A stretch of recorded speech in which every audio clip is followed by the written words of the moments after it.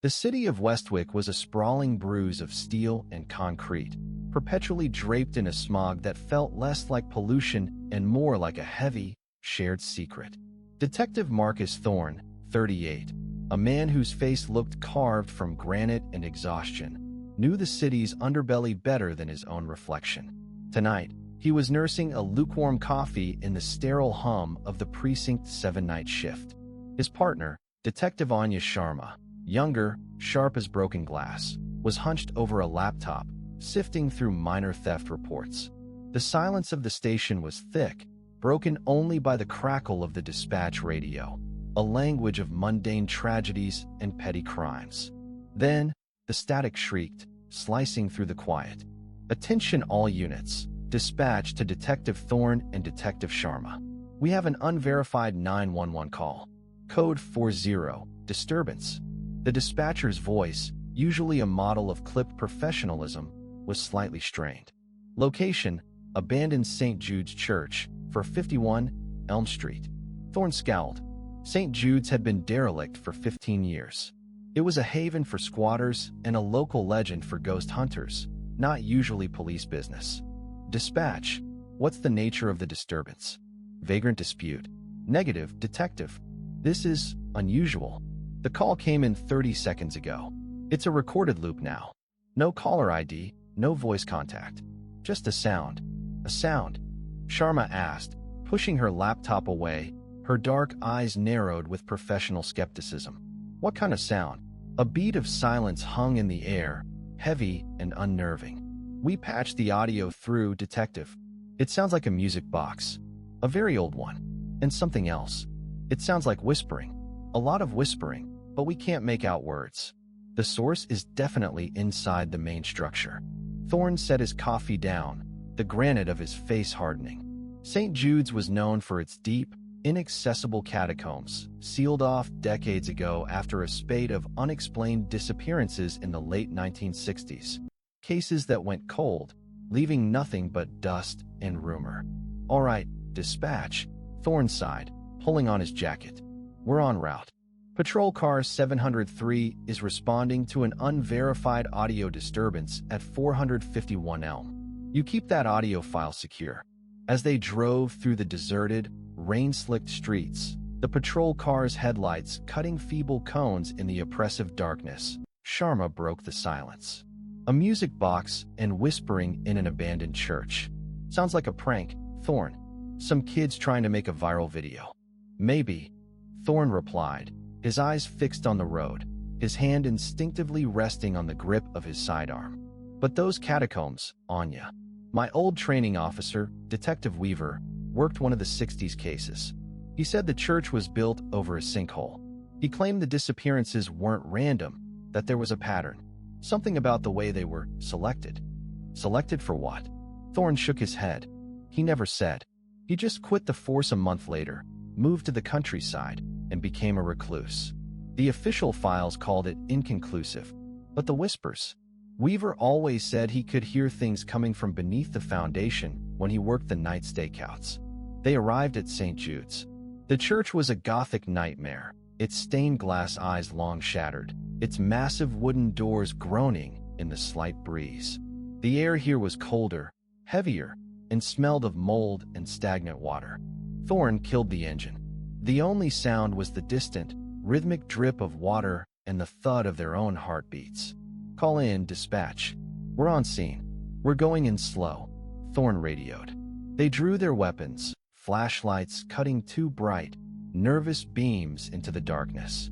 They pushed the front doors open. The vast, cavernous sanctuary was swallowed by shadows. Dust motes danced in their light. The altar was ruined, the pews splintered. And then, they heard it. Faint, high-pitched, and undeniably present. The delicate, tinkling melody of a music box. It seemed to come from everywhere and nowhere, a sickeningly innocent sound in a place of decay. And beneath the music, barely audible, was the sound from the 911 recording. The whispering. Not one voice, but dozens, maybe hundreds, a dry, rustling sound, like thousands of dead leaves being dragged across stone. It seemed to pulse, to move in rhythm with the music box. "It's coming from the basement," Sharma whispered, her gun steady but her breath ragged. "Or deeper." Thorn raised his hand, signaling silence.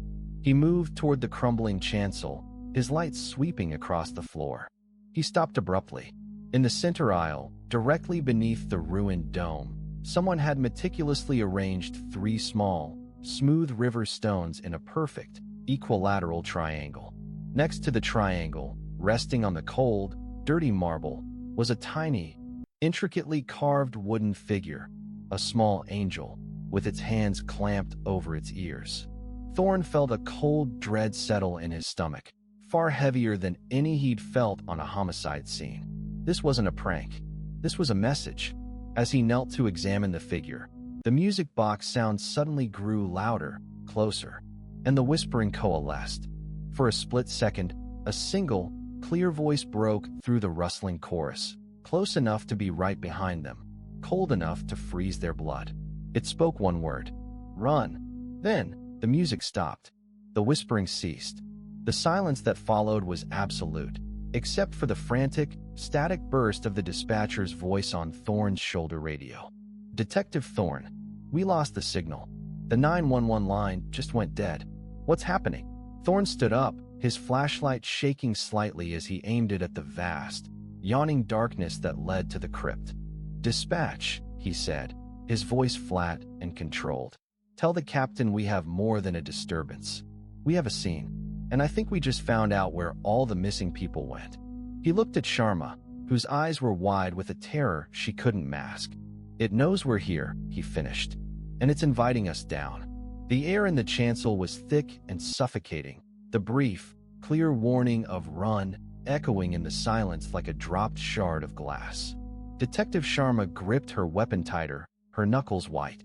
"Thorn, we need backup. Full tactical team, now," she urged, her eyes darting between the 3 ominous river stones and the tiny, silenced angel figure. Thorn was already moving toward the stone steps that spiraled down into the crypt. "Backup is 10 minutes out, Anya." We heard a voice, a single word. "Whatever made that call is still down there, and I want to know who left this little angel." He nodded toward the carved figure, his gaze fixed on the darkness below. "You heard the warning. It told us to run," Sharma hissed. "No," Thorn countered, glancing back at her, his face grim. "It told us to run. It didn't run itself. It's waiting." He radioed dispatch again, keeping his voice low. "We are descending into the crypt. We found evidence of a recent presence and a potential victim. Maintain contact and advise ETA of the cavalry." The stone steps were slick with mildew, the air growing colder and smelling faintly of decay and something metallic, like old blood. Their flashlights barely pierced the gloom, illuminating crumbling stone work and damp, ancient carvings. The steps ended in a wide, circular vault.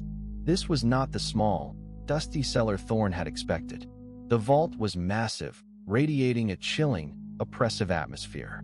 Along the walls, niches were carved out, each containing a rotting, centuries-old coffin or the dusty remains of an unearthed skeleton. This was the forgotten catacomb, deep beneath the church. "It's huge," Sharma breathed, her voice echoing unervingly.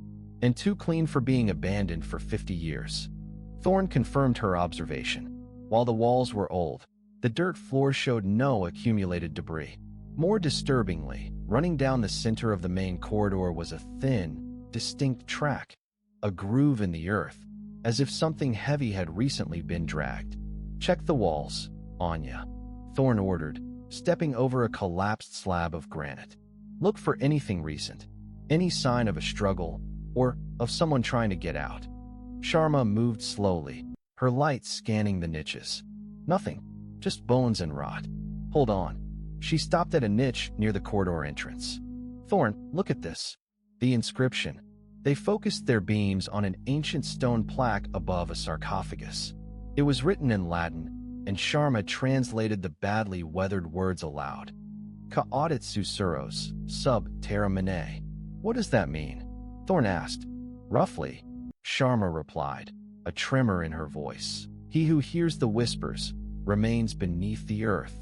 As the meaning sunk in, The light from Thorn's flashlight caught a flicker of something ahead, at the end of the long corridor, a break in the stone, a passage leading deeper. And near that passage, the trail in the dirt ended abruptly at a massive, rusting iron grate. The grate was locked with a heavy, modern brass padlock. That lock isn't ancient, Thorn observed, drawing closer. Someone put this here recently to keep something in, or maybe to keep something out. Sharma used her light to peer through the thick bars. The space beyond was impossibly dark, and the air wafting back was even colder. "I don't see anything," she said. "Just a drop-off and wait." Her voice faltered. She angled her light down and screamed, a sharp, ragged sound that echoed horribly through the tomb. "Anya, what is it?" Thorn moved instantly, his heart slamming against his ribs. Sharma stumbled back, nearly dropping her weapon. "The stones, Thorn. Look." On the dusty floor, immediately in front of the locked grate, were the river stones again. Not 3, but 12 of them, arranged not in a triangle, but in a precise, neat circle. And resting in the center of that circle was another small, carved wooden figure. This one was a child, not an angel, crouched low, with its hands clasped tightly over its mouth. As Thorn stared at the silent wooden child, the faint, sickeningly sweet scent of the music box melody drifted up from the locked chamber, accompanied this time by a new sound, a slow, rhythmic scratching against stone, as if something with long, dry fingernails was patiently trying to claw its way out. Then, from the darkness behind the grate, a low, wet gasp sounded. It was unmistakably human, and filled with a pain that transcended language. "There's someone in there," Thorn yelled, immediately pulling his bolt cutters from his pack. "Dispatch, disregard the cavalry. We have an immediate situation. Get a paramedic unit ready. We have a viable victim." He positioned the bolt cutters on the modern brass lock. Just as he was about to exert his full strength, the scratching stopped. The music box melody died, and the voice, the clear, singular voice from the 911 call, spoke again. This time, it wasn't a warning. It was a cold, possessive whisper that seemed to vibrate the very air inside the tomb, directed straight at Thorn. "He's mine now, detective." The sound of the bolt cutters snapping the lock echoed like a gunshot. Thorn threw the grate open. He and Sharma aimed their flashlights into the pitch-black void, their hearts hammering. The space beyond was a cramped, dirt-floored chamber. The walls were wet, and in the center of the chamber, illuminated in their powerful beams, was a man, bloody, bruised, and tied to a central pillar, his eyes wide and vacant. He was their victim, but on the wall next to him, scrawled in thick, wet, dark paint, or maybe something else, was a new message. Not Latin, not a warning, but a chillingly personal threat. "The clock is ticking, Thorn. I want the secret." Thorn and Sharma rushed into the cramped chamber, their adrenaline masking the immediate horror of the scene. The man tied to the central stone pillar was in his mid-20s, wearing clothes that looked expensive but were now shredded and soaked with blood. His eyes were open, fixed on some unseen point above their heads, his mouth slightly agape in a silent scream. "Anya, check his pulse," Thorn commanded, moving to cut the thick nylon bindings that held the victim fast. Sharma, despite her initial shock, moved with trained precision. She checked the victim's neck and wrist. "Pulse is weak but steady. He's alive, but hypothermic and in shock.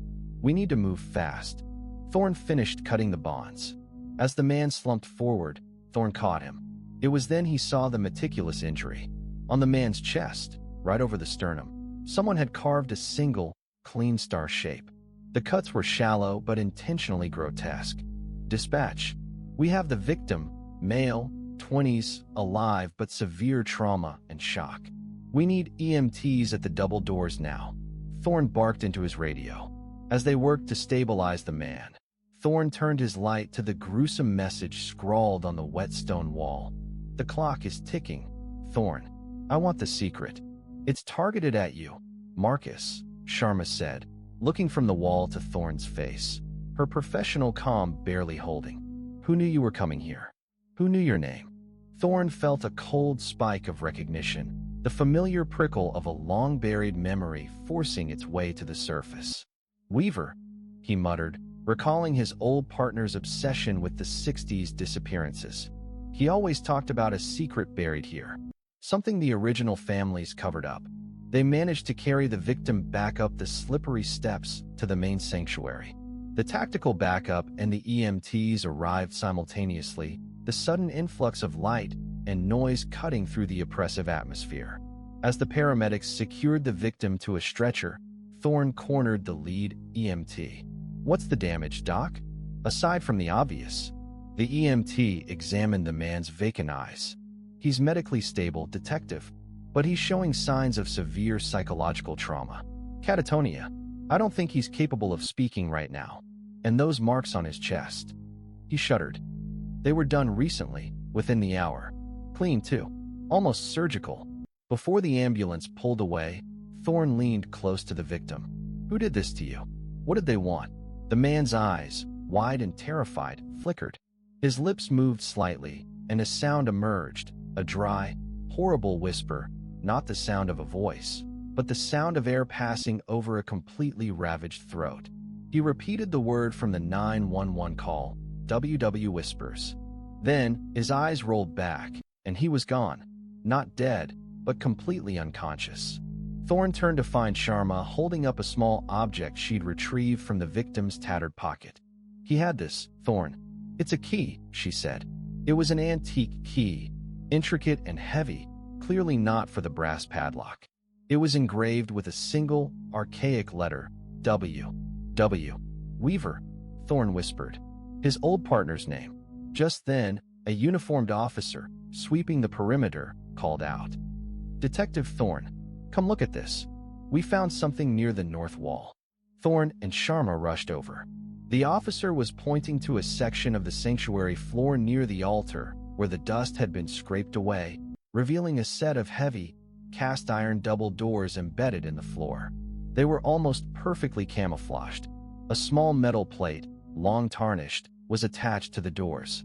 On the plate, next to a matching W crest, was a keyhole identical to the antique key Sharma held. "This is it," Thorne said, taking the key. "The entrance to the deeper tunnels." Weaver knew about this. The secret he wouldn't talk about. He inserted the W key. It turned with a loud, rusty thunk. As he placed his hand on the cold iron to lift the trapdoor, his radio crackled to life. It was the frantic voice of the dispatch supervisor. "Detective Thorne, we just got a report. A break-in at the Westwick History Archives." The perp took a single item and left a note on the desk. "What did they take, dispatch?" Thorne demanded, his heart sinking with a premonition of terrible clarity. "A journal, Detective. It was the archived personal diary of Father Thomas Wilson, the last priest of St. Jude's before it was condemned in 1968.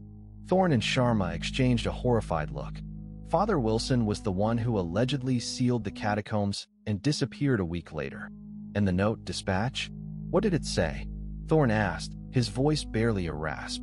The dispatch supervisor hesitated, his voice low with disbelief. "It's a crude drawing, Detective.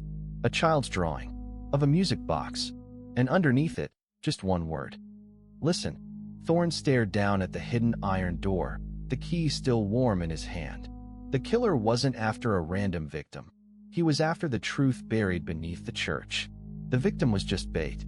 The killer was drawing them into his game, demanding they delve into the very horror that had driven Thorne's old partner to quit the force. "Anya," Thorne said, his voice now resolute, "call the captain. Tell him we need a forensic sweep on the man in the ambulance. Everything. And tell him we're going down. We need to know what's in that journal, and we need to find out what's underneath, W." He pulled the heavy iron doors open. The darkness that yawned beneath was not the cold, musty air of the crypt. This was a stagnant, dead heat, carrying with it a faint, sweet, and utterly repulsive smell. The music box and the whispering were silent, but the feeling of being watched was overwhelming. Thorne stepped into the blackness, his light beam swallowed instantly. He was now on the killer's terrain. The air rushing up from the newly opened passage was thick and sickly sweet, smelling faintly of formaldehyde and decayed flowers. a scent that immediately set Thorne's nerves on edge. He descended the rough-hewn stone steps, Sharma following closely, their flashlights cutting through a darkness far more absolute than the crypt above. This wasn't a finished catacomb. This felt like a crudely excavated tunnel, dropping steeply beneath the church's ancient foundations. This passage wasn't built for a priest, Sharma observed, her voice tight. It looks like a smuggler's route, or something worse. Thorne scanned the low ceiling, noticing scratch marks and indentations that looked recent. Father Wilson didn't build this. He found it, and whatever he found, he tried to seal it up. The tunnel opened into a vast, natural underground cavern, a geological anomaly that explained the rumors of the sinkhole. The space was enormous, dripping with moisture, and utterly silent. The oppressive silence was, somehow, more unnerving than the whispering had been. Dispatch confirmed the victim's name, Sharma whispered, clutching her radio closer. He's Arthur Jenkins, a graduate student from Westwick University, reported missing from his apartment 2 days ago. His specialty was urban folklore and history, specifically the lost history of St. Jude's. He was digging for the secret, Thorne realized, and the killer used him to draw us here. This isn't just murder, Anya. It's a calculated invitation. They started across the cavern floor, the uneven stone forcing them to move slowly. Thorne focused his light on the ground, looking for the telltale trail of drag marks they had seen above. He found no trails, but he found something else: symbols, carved shallowly into the cave floor, appearing every few feet, was a repeating pattern. Not the W crest, but a series of interconnected geometric shapes, overlapping circles, triangles, and the occasional, perfect five-pointed star. The river stones, Sharma murmured, connecting the dots. The triangle above, the circle by the grate, it's all part of a pattern. Worship, Thorne said, his voice grim. Or a ritual. This isn't random. The killer is following some kind of playbook. They reached the center of the vast cavern.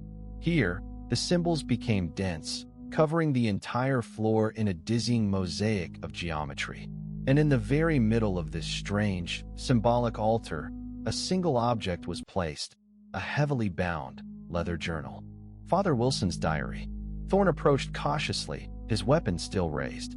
He swept his light over the journal, then around the periphery. Nothing. No traps, no movement. Just the diary, waiting. Anya, cover me, he said, holstering his weapon just long enough to reach for the book.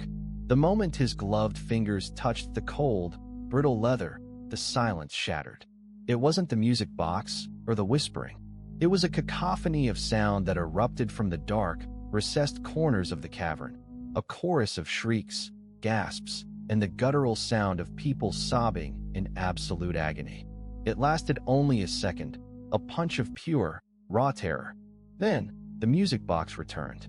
This time, it wasn't delicate. The melody was warped, sped up, and horribly distorted, like a corrupted digital file. It was louder than before, echoing off the cavern walls and vibrating in their chests. Simultaneously, the air grew incredibly cold. A plume of white mist, thick as smoke, materialized from the tunnel entrance they had just used, rushing toward them. Thorne, the tunnel's closing. We need to get out, Sharma screamed, pointing her light wildly as she backed away. The cavern entrance was blocked by the rapidly thickening mist. Thorne gripped the journal tightly. We can't go back. The air is moving toward us. Anya, something is coming this way. He flipped open the heavy leather cover of the journal. The writing inside was tight, meticulous, and clearly the desperate confession of a man losing his mind. He scanned the first open page illuminated by his flashlight. August 14th, 1968. They are asking me to seal it, but I cannot. I hear them now, not with my ears, but inside my head. The geometry of the earth speaks to them, guiding the lost ones. They don't take the children, they only take the ones who listen. Thorne snapped the book shut. The whispers, he realized. Arthur Jenkins must have heard the whispers, too. That's how the killer chose him. As the white mist surged closer, taking on faint, shifting shapes within the churning smoke, the distorted music box melody reached a fever pitch, and the whispering returned, no longer indistinct, but suddenly clear, coming from within the mist. It wasn't a multitude of voices. It was one voice, multiplied and layered upon itself, like a fractal of sound. The secret is the pattern, detective. The pattern is the key. And you are finally in the geometry of fear. Suddenly, a massive, rusted steel bar crashed down from the ceiling between Thorn and Sharma, slamming into the cavern floor with a deafening clang and showering sparks.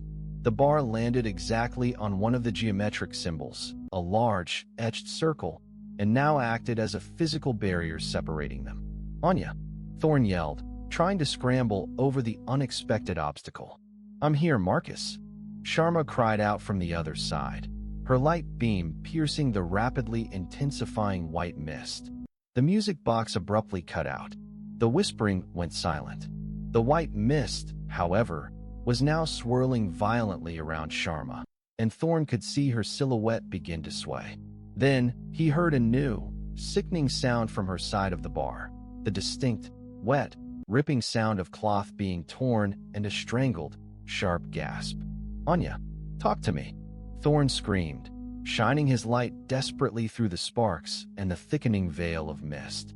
The mist cleared just enough for a horrifying tableau.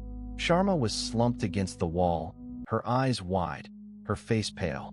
She was unharmed, but she was staring down at her own forearm, where her jacket sleeve had been violently ripped open. And resting neatly on the exposed, trembling skin of her forearm was a tiny, intricately carved wooden figure, a twin of the one found above the crypt. This one was a woman, hunched over, with her hands clasped tightly over her ears. Sharma looked up at Thorn, her fear absolute. "It just appeared. I didn't see anything, Thorn. I didn't feel anything. I just heard the whispers right next to me. It's here," Thorn growled, leveling his weapon at the swirling mist. "It's playing with us." He looked back at the journal in his hand, now smeared with the dampness of the cave.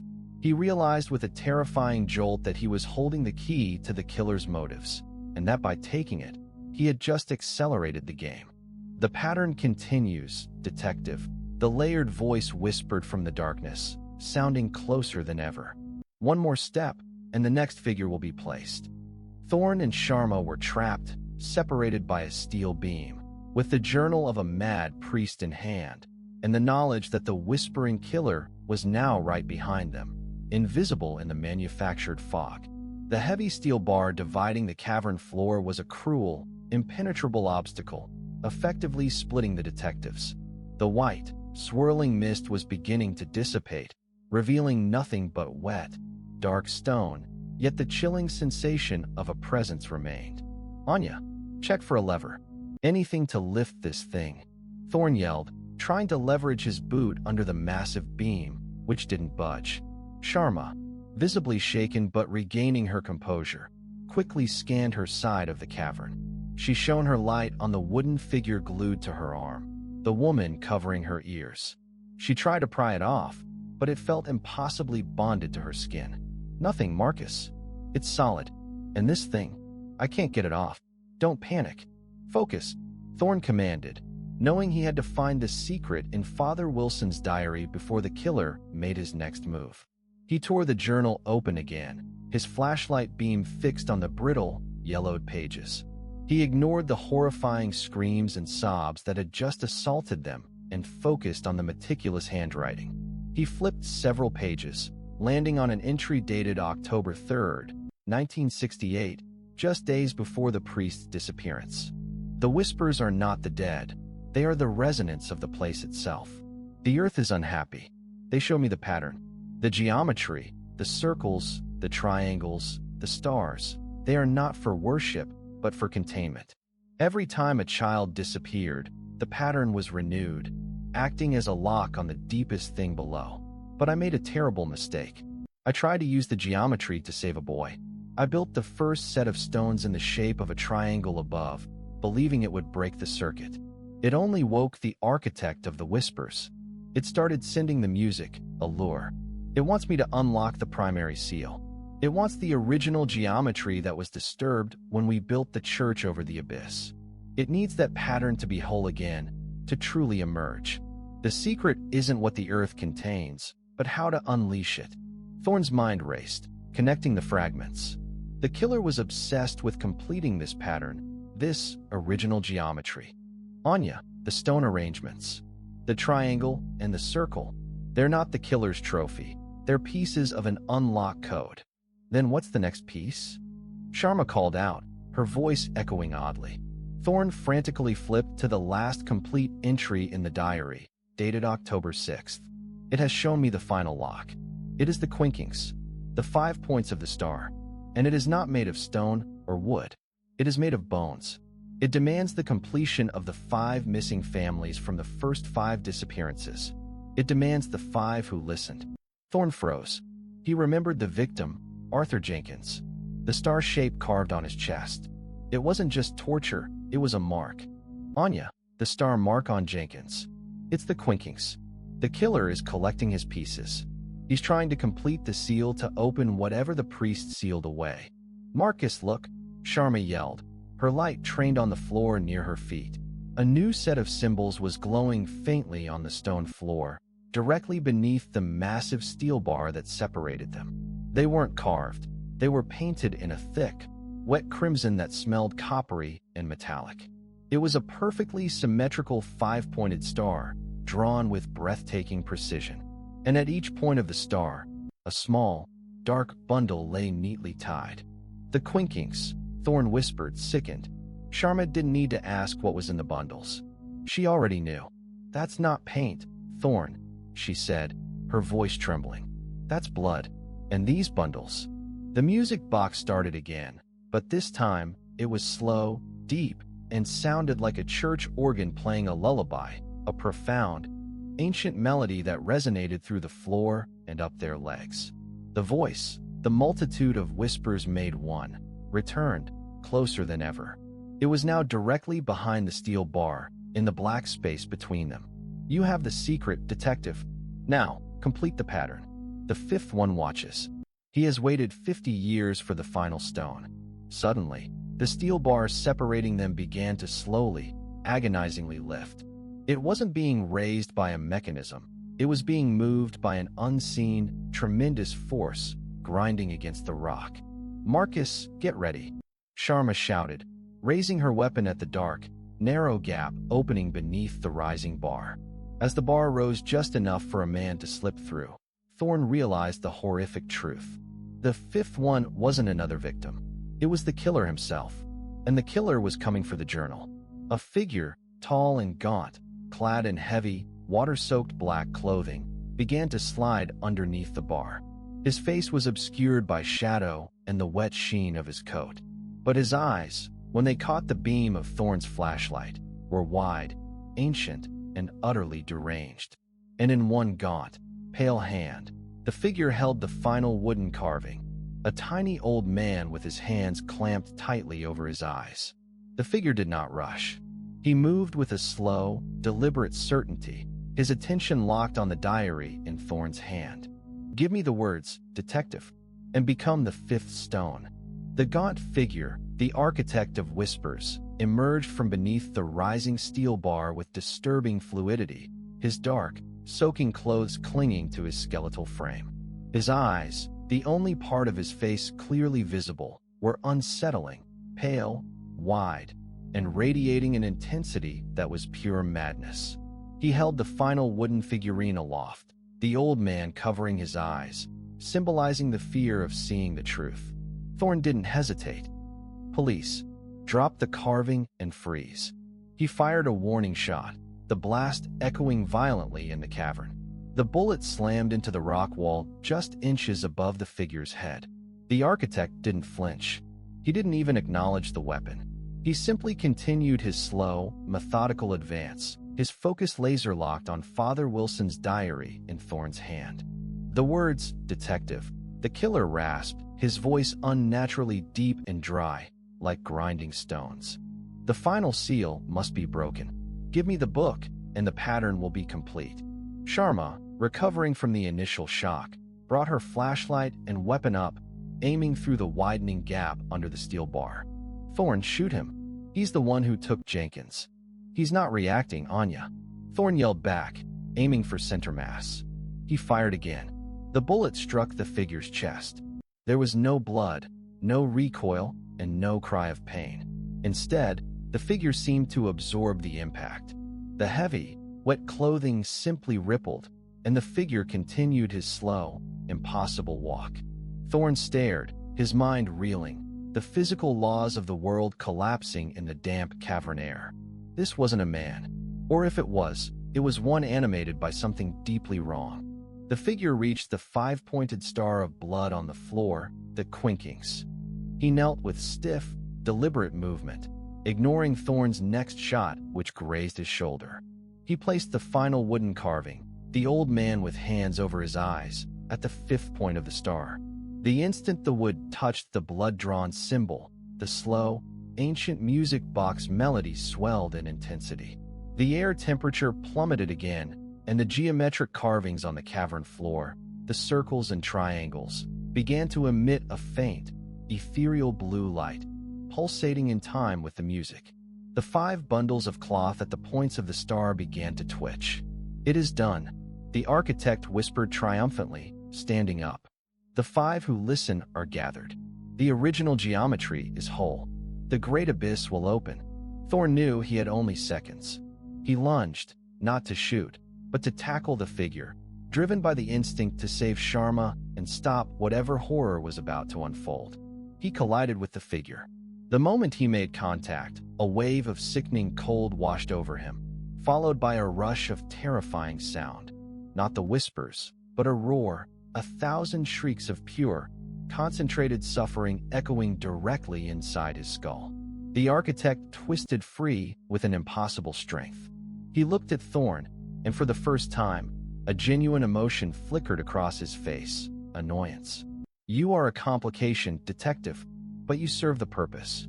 The figure grabbed Thorn's wrist, twisting it until the diary fell from his grasp and skittered across the floor, landing near the steel bar. He then lifted his other hand and pointed a long, bony finger at the floor where the bar stood. Anya moved. Thorn screamed, but it was too late. The steel bar separating them suddenly slammed down with a deafening, final crunch, sealing the gap.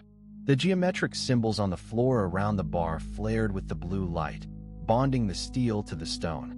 Thorn was now completely trapped on the architect's side, separated from his partner. Sharma scrambled back, her face pale with shock. "Marcus, I'm fine.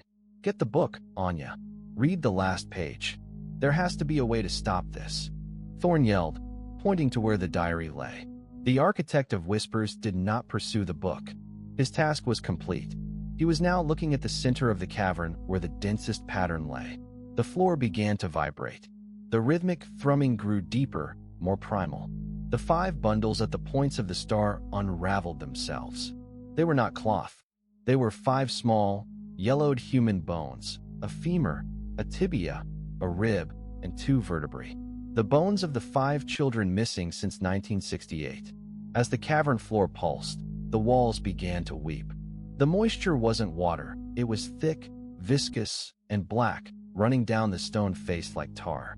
The architect of whispers raised his hands to the low ceiling, his pale eyes blazing. "I have listened. I have gathered. Awaken, my children. Awaken the 5th truth." The music box reached a climax, the warped melody culminating in a single, high-pitched scream that felt like it would tear the cavern apart.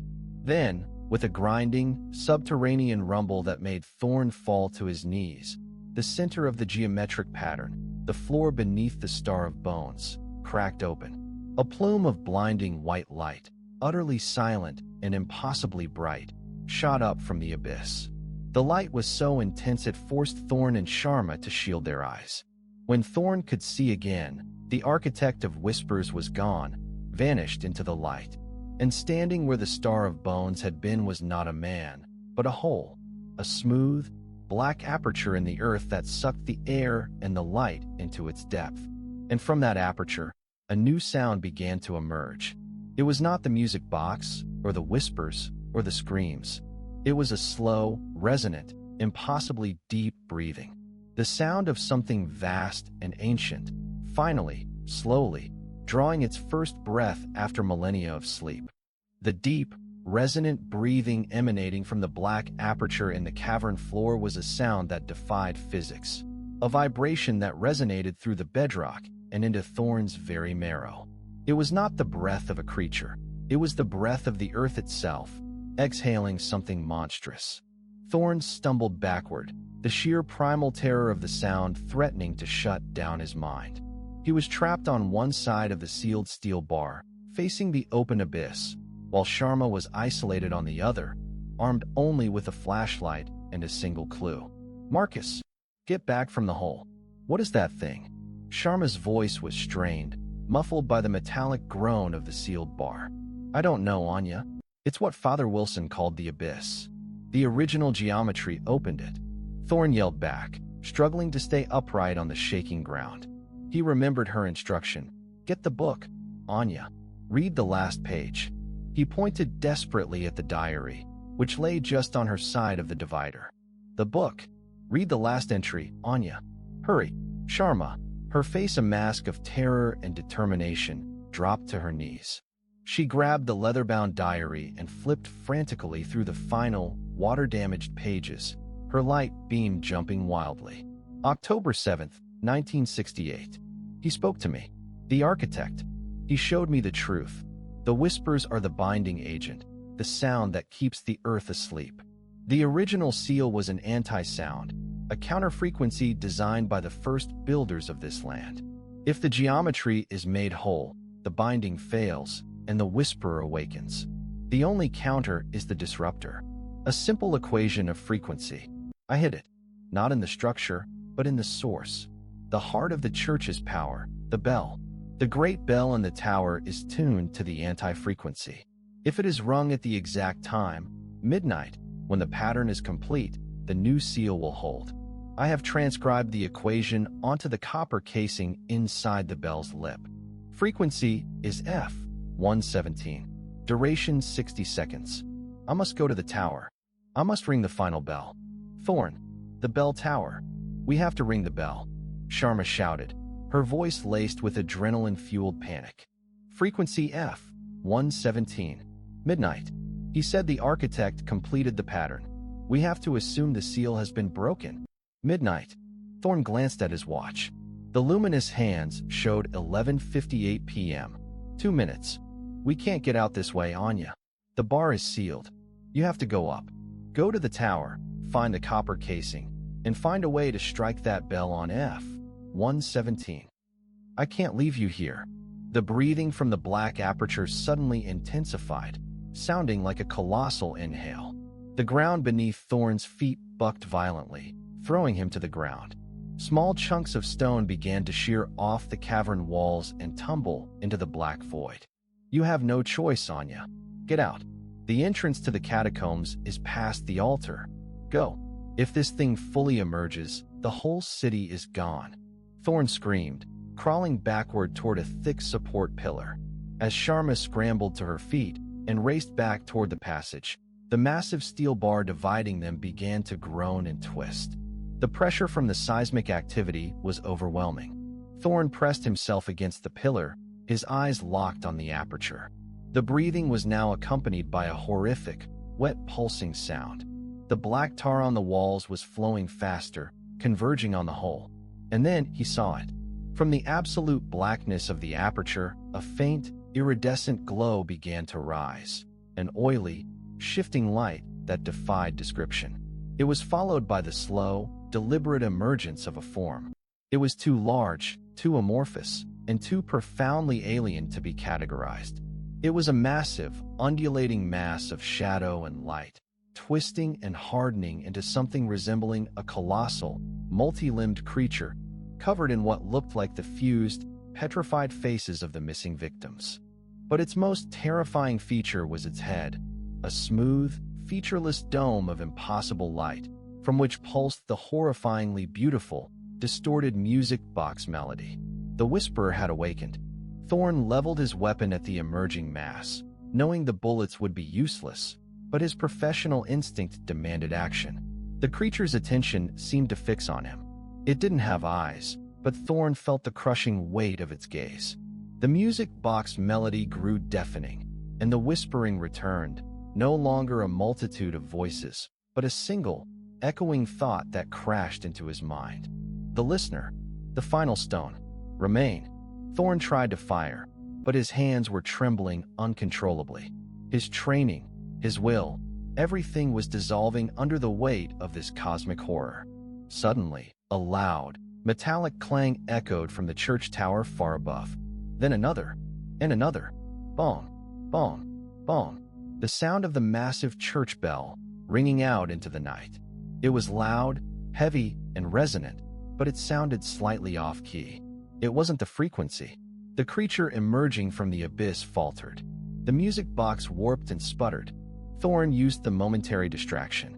He crawled out from under the pillar, grabbed a discarded length of steel reinforcement bar, and wedged it against the nearest corner of the black aperture, praying to slow the emergence. The bell rang again, but the rhythm was frantic, desperate. It was Sharma, trying to find the F-117 frequency.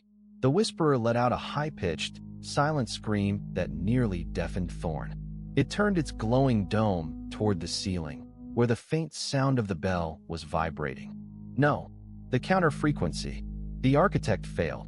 The creature began to retract, slowly pulling its amorphous limbs back into the abyss, the immense pressure causing the rock walls to shriek. Keep ringing it, Anya. Find the sound. Thorn screamed, his voice raw. The clock on his wrist flashed, 11:59 p.m. 1 minute left. The bell rang once more. It was closer, higher pitched. Then, a final, perfect, agonizing sound. Bong. The pitch was impossibly pure. It was not just a sound, it was a physical force. Thorn's teeth vibrated. The very air turned solid. The F-117 frequency. Sharma had found it. The effect on the emerging creature was immediate and catastrophic. The glowing, amorphous form froze, then began to violently disintegrate. The multi-limbed mass dissolved into a plume of white dust, pulling the black tar back into the aperture. The breathing stopped. The music box melody died a final, strangled death. Thorn fell back against the pillar as the seismic activity ceased instantly. Silence returned to the cavern, a complete, overwhelming silence, broken only by the distant, sustained ringing of the great church bell. The black aperture in the floor began to shrink, the rock around it fusing back together with a low, hissing sound. Within seconds, the floor was whole again, leaving only the blood-drawn quinking star and the 5 small, human bones. The seal was restored. Thorn tried to radio Sharma, but the line was dead. He was alone with the horror that remained. He knew the creature was gone, but the architect, the man who summoned it, was still out there. The silence that followed the resonant bong of the bell was absolute, a heavy, suffocating blanket of peace after the cosmic horror. Detective Thorn lay against the stone pillar, gasping for breath, his ears ringing from the counter-frequency. The black aperture was gone, sealed by the earth itself, leaving only the macabre arrangement of the blood star and the children's bones as proof of what had happened. Thorn pulled out his radio, his hand still shaking. Anya. Sharma. Report. Come in. Silence. Only the static hum of a dead line. He tried again, his voice raw. Dispatch. This is Thorn. Code Black resolved. I need forensic extraction at St. Jude's, Ground Zero. And I need status on Detective Sharma, Bell Tower. A moment later, the radio crackled with a strained voice. Detective Thorn. This is Unit 711, top floor. We found Detective Sharma. She's conscious, just disoriented. She managed to secure the bell on a timer. The noise was immense. We're bringing her down now.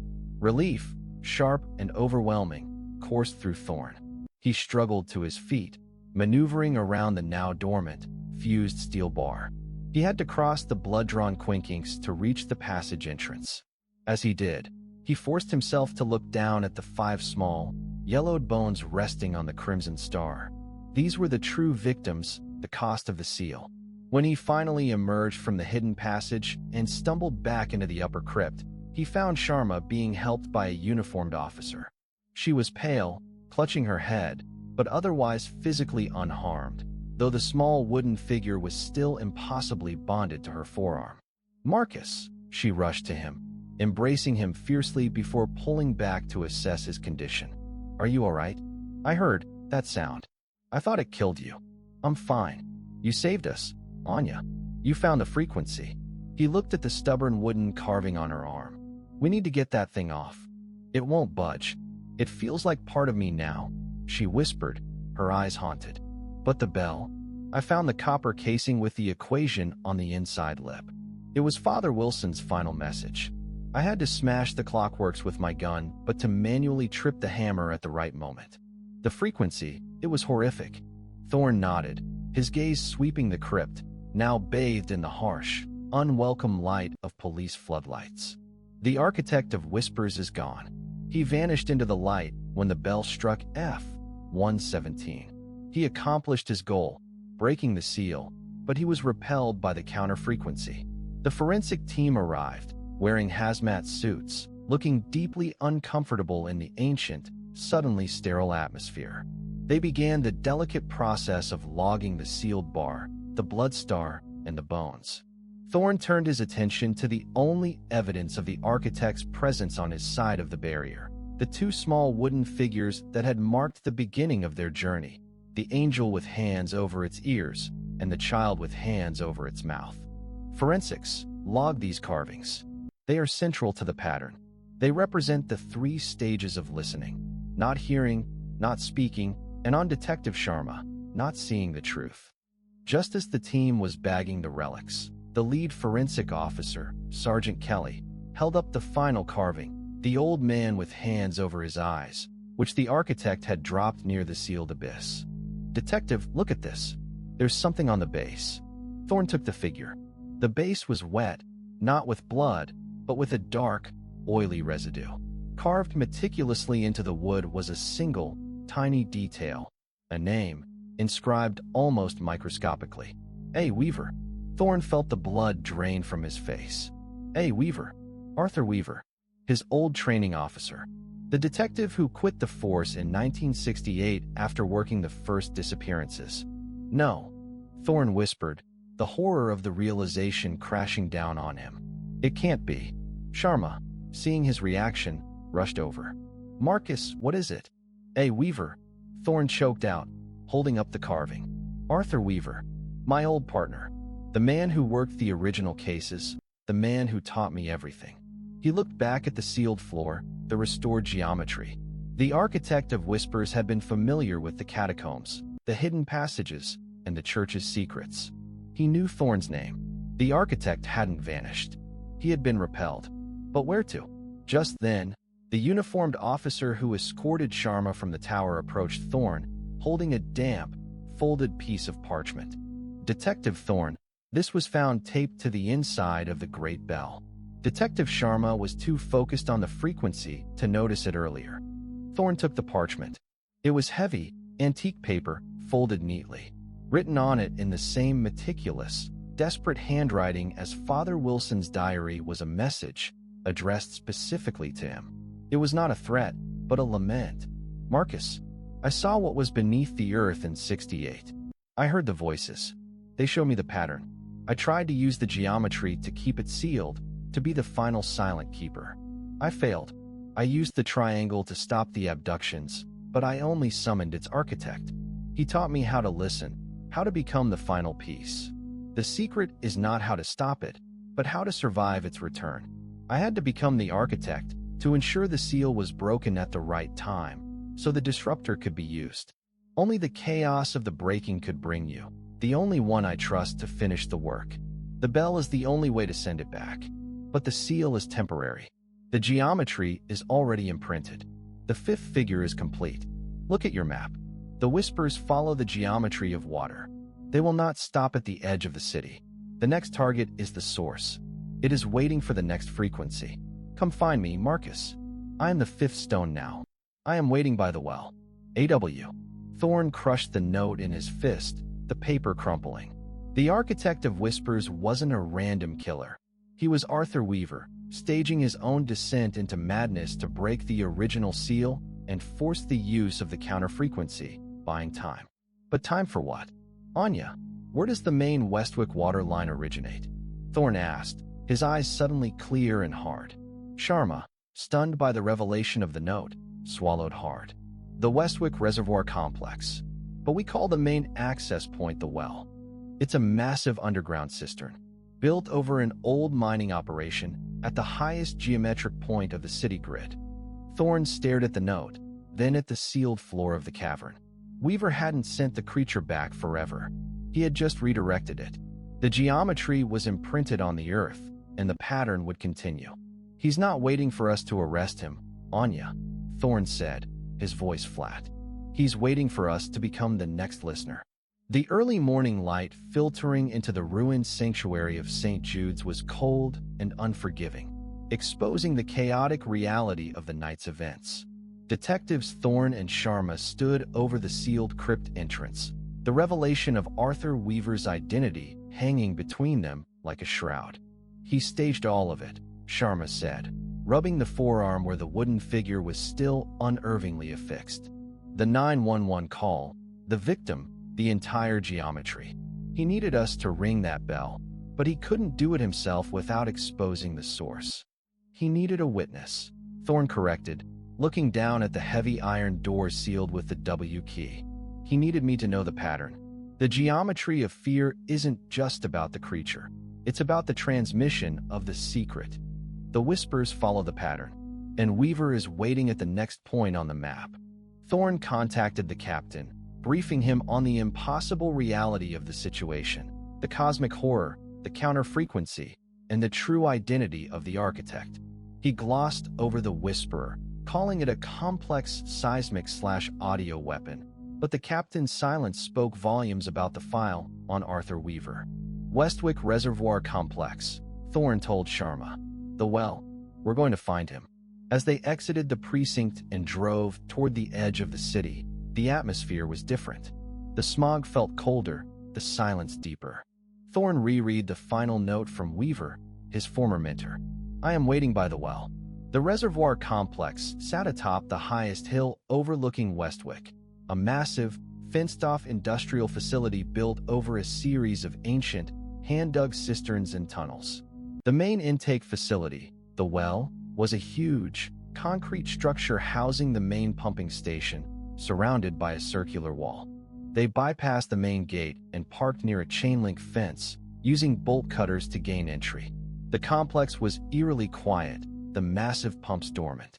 Weaver's not hiding, Thorne observed, drawing his weapon. He wants us to find him. This is his final stage. They entered the pumping station. The air inside was heavy with the smell of chlorine and ozone. The floor was a labyrinth of colossal iron pipes and valves. In the center of the vast chamber was the well itself, a circular, open pit covered by a large, steel maintenance grating. The pit dropped 50 feet to the dark, silent water of the main cistern. Standing next to the railings surrounding the well, bathed in the sickly green emergency lights, was Arthur Weaver. He looked older, thinner, and utterly vacant. He wore the same soaked, black clothes from the cavern. He was calm, almost serene, gazing down into the dark water. He was holding nothing but a small, black walkie-talkie. Arthur, Thorne said, his voice level and steady, aiming his weapon. It's over. Put the walkie-talkie down. Weaver didn't turn around immediately. He simply raised his hand, pointing to the thick, concrete floor around the well. Thorne and Sharma followed the gesture. The floor was covered in wet, shimmering markings. They weren't blood. They were drawn with chalk, but they were the same precise, chilling shapes. A vast network of geometric patterns, circles, stars, and triangles. A macrocosm of the geometry they found in the crypt. I didn't fail, Marcus, Weaver said, his voice flat, still staring into the well. I succeeded. The F-117 was the disruptor, but a disruptor is only a pause. The creature has been forced to retreat to the source of the city's power, the water, where the geometry is pure. He finally turned, his pale, vacant eyes fixing on Thorne. I had to become the architect to finish the pattern. The geometry of the church was a simple lock. The geometry of the well, This is the key. Weaver tapped the walkie-talkie in his hand. This isn't a weapon, Marcus. It's a signal. The whispers follow the frequency. They are waiting in the water for the final call. The call that will spread them through every line, every tap, every drop of water in Westwick. Sharma raised her weapon. You're going to contaminate the city's water? You're insane, Weaver. No, Weaver corrected, his voice tinged with a tragic authority. I'm going to finish the seal. Look at the figures. He gestured to Sharma's arm, where the wooden woman with hands over her ears was still fused. The three figures from the church, the angel, the child, the woman, they represented the steps of the listener. You were close to the sound, Anya. Now look at the well. He looked directly at Thorn. The original geometry requires 5 points of sacrifice to create the permanent seal, the quinkings of the 5 who hear. I needed the 5 bones to complete the breaking seal. I need 5 living listeners to complete the final, permanent geometry. He took one step toward the well railing. Arthur Jenkins was the first, the boy who heard the whispers and came here to dig. I made him the first stone. He then looked at his own thin, ravaged body. I am the second. I have listened and transcribed the pattern. I am the architect. Weaver then pointed at Sharma. She is the third. She heard the F, 117. She has the carving on her arm. She is marked. He pointed to Thorn. You are the fourth. You held the secret. You stepped into the geometry of fear. Weaver then lifted the walkie-talkie to his lips, his finger hovering over the transmission button. The fifth stone, Marcus. The final piece of the permanent seal. The one who will choose to listen. He pressed the button on the walkie-talkie. It didn't transmit a signal. Instead, it played the clear, single, beautiful, and utterly horrific sound of the music box. The final, pure frequency. The sound bounced off the colossal pipes and descended into the well. The deep, black water below began to ripple violently. Weaver, stop! Thorn roared, leaping toward him. You have 2 choices, Marcus, Weaver said, backing away from the railing. You can kill me and stop the music, but the creature is already in the water, waiting for the final note to spread. Or, you can finish the pattern. He pointed a finger at Thorn's head. Become the 5th listener. Listen to the music, accept the knowledge, and choose the final act of the geometry. Only a conscious sacrifice can close the well. Weaver paused, a final, horrifying look of sanity flickering in his eyes. He didn't wait for Thorn's answer. He dropped the walkie-talkie, letting the music box melody sink into the depths.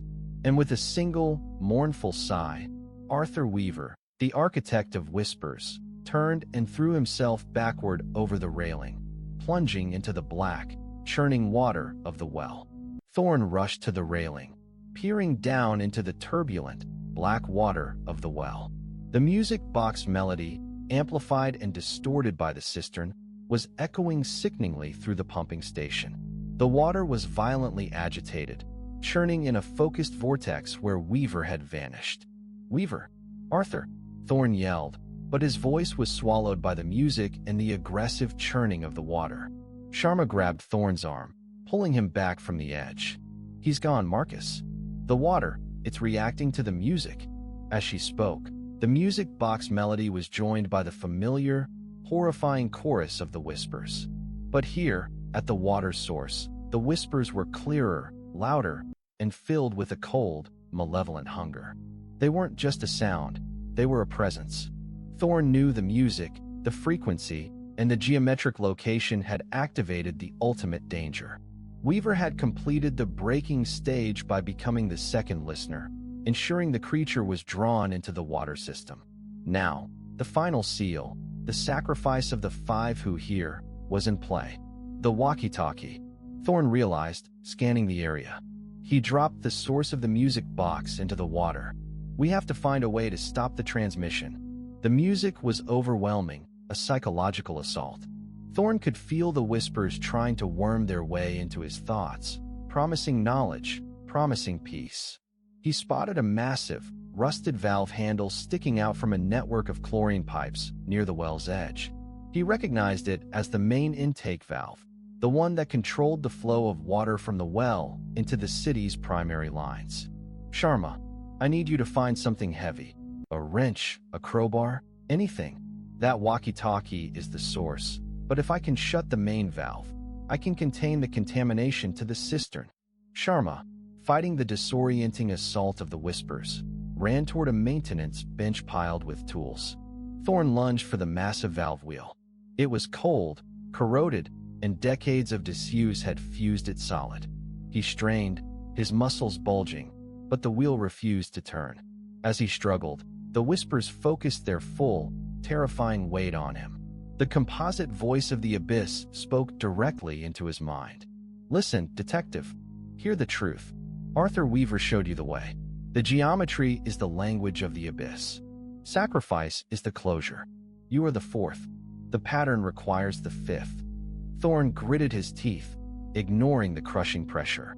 He kicked at the valve housing, desperate to break the seal. Suddenly, a new sound cut through the cacophony. Not a whisper, but a high-pitched, anguished scream from Sharma's direction. "Anya!" Thorn spun around.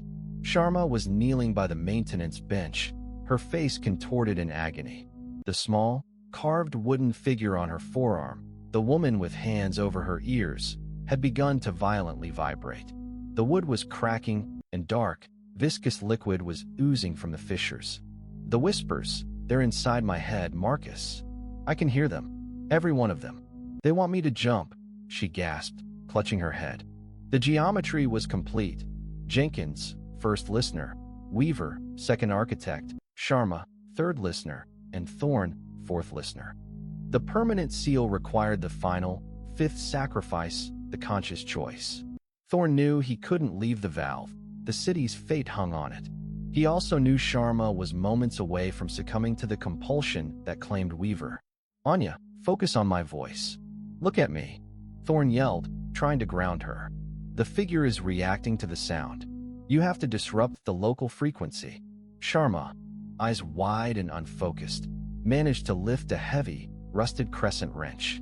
Not to throw, but to bring down on her own head. "The music is too loud," she shrieked. "It hurts. It's better in the water." Thorn made his decision. He had to become the fifth listener, but not to sacrifice himself. He needed the knowledge. The abyss offered to know how to stop the geometry, as Weaver hinted. Thorn turned from the immobile valve, took one painful, deliberate step toward the well, and closed his eyes. "I hear you," Thorn shouted into the terrifying music and the whispers. "I am listening. Come into me." The music box melody instantly ceased. The churning water in the well went dead calm, becoming a mirror of perfect blackness. The only sound was the single, layered, terrifying voice of the abyss, now speaking directly, intimately, into Thorn's consciousness, bypassing his ears entirely. "Welcome, fifth listener. You have accepted the pattern. The seal is open. The truth is now yours." A flood of impossible data, horrifying images, and the collective sorrow of centuries of victims slammed into Thorn's mind. The true history of the Westwick geometry, the creature's origins in the dark heart of the earth, and the precise moment of its emergence into the water. He saw the pattern. The music box was not a sound, but a specific, complex vibration that followed the lines of geometric arrangement. The final, fifth sacrifice was required to imprint the vibration onto the water, making the entire city a vessel for the entity. He saw Weaver's full plan. The architect needed a conscious listener to understand the final counterfrequency. The F-117 was only a temporary repellent. The permanent disruptor wasn't a frequency, it was an anti-vibration, a mechanical resonance that had to be physically inserted into the flow. Thorn gasped, collapsing to his knees as the sheer volume of horrific truth washed over him. Sharma, freed from the immediate psychic assault, dropped the wrench. The wooden figure on her arm was now inert. The dark liquid evaporated. "Marcus, what did you hear?" she whispered, crawling toward him. Thorn looked up, his eyes now holding a terrifying, knowing vacancy. He was the fifth listener. He pointed a trembling hand not at the valve, but at a huge, thick iron pipe running directly into the well, a pipe labeled recirculation line, emergency override. The anti-vibration, Thorn rasped, his voice sounding like Weaver's. "The seal isn't sound. It's metal. We need to send a piece of the geometry, the original lock, back into the water while the pattern is open. He looked at the huge, rusted valve that had sealed them in the crypt. The steel bar. The bar, Anya. The one that sealed us in the crypt. It's made of the original structural steel. We have to find a way to get it off its hinges, drag it back, and feed it into that recirculation line. It's the only material that carries the anti-frequency. The black water below began to churn again, and the music, now fully corrupted, started to rise. The abyss was ready to claim the city. The revelation of the anti-vibration snapped Thorn out of his catatonic state, the terrible knowledge of the fifth listener now a cold, tactical weapon in his mind. He scrambled to his feet, ignoring the throbbing pain in his skull. The steel bar, the one that sealed us down there. It's the original anti-frequency material. Thorn yelled, pointing at the recirculation line, a pipe wide enough to swallow a man. Anya, we have to go back to the church, retrieve that bar, and ram it into the recirculation line. Sharma, still reeling but driven by the urgency in Thorn's voice, nodded grimly. We can use the patrol car. It's a 10-minute drive, tops, if we take the highway. As they raced back out of the pumping station, the rhythmic pulsing of the water below intensified, accompanied by a low, humming vibration that felt like electricity running through the concrete floor. The abyss was rising, preparing to spread. The drive back to St. Jude's was a blur of flashing lights and desperation. Thorn kept his speed dangerously high, the silence between them broken only by the crackle of the police radio, which was still useless. We need a demolition charge or a plasma cutter to get that bar off the crypt floor, Sharma realized, gripping the dash. We don't have time, Thorn growled, swerving around a slow-moving truck. Weaver's message mentioned the chaos of the breaking. The structure is already compromised. We're going to rely on that. They reached the church. The forensic team was still in the crypt, now completely baffled and frightened by the reports of the massive iron bar that had appeared from nowhere. Thorn and Sharma burst past the uniformed officers. Evacuate. Get out of here now. We need access to the crypt floor immediately. They raced down the steps, finding Sergeant Kelly and his team attempting to catalog the now-fused steel bar. The air here felt charged, static and thin. Sergeant, we need that bar. It's the only thing that can contain the outbreak. Thorn barked. Kelly, bewildered, stepped back. Detective, this thing is welded to the bedrock. It's solid. Thorn ignored him. He looked at the floor, recalling the geometric lines Weaver had drawn. He suddenly saw the pattern in the fusion point. The seal is still active. Thorn shouted, grabbing a fire axe from the wall and swinging it wildly against the steel bar's center. The axe bounced off with a clang. The geometry, Marcus. Sharma realized, remembering the diary. The seal closes when the geometry is complete, but it opens when the pattern is disrupted. We have to break the pattern around the bar. Thorn understood. The steel bar had sealed the geometric circle in the cavern, but here, it was simply welded to the crypt floor. They had to break the surrounding stone. Forensics, clear the area. Sharma, find the weakest point around the stone. The pattern runs right here. Thorn pointed at the floor where a hairline crack ran near the base of the steel. They attacked the stone floor with the fire axe and crowbars taken from the forensic kits. The stone, already weakened by seismic shock, began to splinter. After 3 minutes of brutal, frantic labor, the stone slab beneath one end of the bar cracked wide open. The moment the stone broke, the air in the crypt became instantly freezing. A wave of intense, silent pressure slammed against them, followed by a rush of the familiar, distorted music box melody, now faint and distant, echoing from the city's water lines. It's working. The seal is breaking, Sharma gasped, pulling the bar loose from the fractured floor. With a final, sickening tear of metal on rock, the gigantic steel bar ripped free. They didn't wait. They dragged the immense, heavy piece of structural steel up the crypt steps, leaving a deep gash in the stone. They threw it into the back of their patrol car and screamed back toward the reservoir complex. As they drove, the car radio suddenly crackled to life, but it wasn't dispatch. It was a distorted, layered noise, a wet, whispering sound that seemed to come from the speaker itself, followed by the terrifying, warped music box. The whisperer was now fully utilizing the city's communication network. The final stone approaches. The anti-vibration will fail. You are only slowing the flow. You cannot stop the source. It's talking to us through the radio. Sharma exclaimed, horrified. Thorn kept his eyes on the road. It knows what the bar is. It knows the plan. It's waiting for us. They burst back into the pumping station. The humming from the well was now a palpable roar. Water was splashing violently against the ceiling. The black liquid tar was pouring from the pipes. Thorn and Sharma, fueled by a terrifying desperation, wrestled the colossal steel bar out of the patrol car. The recirculation line. It has to go in whole. Thorn shouted over the din. The pipe was at shoulder height, leading directly into the well. They managed to lift the front end of the bar, struggling to align the heavy, cumbersome weight with the pipe opening.